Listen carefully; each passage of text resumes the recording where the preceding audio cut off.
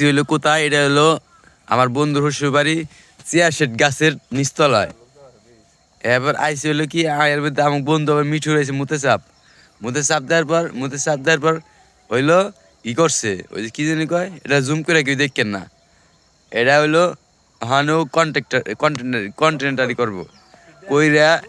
ওই যে আমার বন্ধু আমিনুল, নুরু কোথায়, এই যে আমার বন্ধু নুরু, ও হইলো বড়ই খাইতেছে। আর এ কাটা হান দিস না, এ কাটা হানলে কিন্তু শেষ, বুঝছেন? এই যে বড়ই খাইতেছে। আর আমার বন্ধু আমিনুল কি এটা চিয়া সিড গাছ খাইছে না, বন্ধু খাইছে চিয়া সিড গাছ, বুঝছেন? এটা হলো আমার বন্ধুর শ্বশুর বাড়ির কাঁঠাল ই বাগান, বড়ই বাগান। এই যে দেন দেন দেন, এই দেন, বুঝছেন? ভালোই শত শত বড়ই গাছ, ভালোই মোটামুটি। আপনারা যদি খাইতে চান তো আইয়া পারবেন লোক আর বন্ধুর সাথে। এটা হলো আপেল বাগানে কি কয়, কি বলি এটা কয়, আপেল রঙের বড়ই। এই বইটা খেতে চান এই দেখেন আপেল রঙের বড়ই, বইটার কালার দেখছেন একদম আপেলের মতো, খেতেও তেমনি স্বাদ।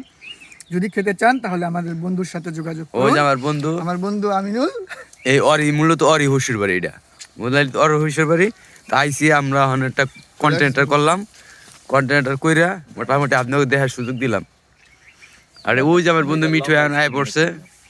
বন্ধু তুই কি বড়ি খাবি না? বিড়ি খান। এটা ঠিক নাই, এইসব জিনিস খাওয়া ভালো না।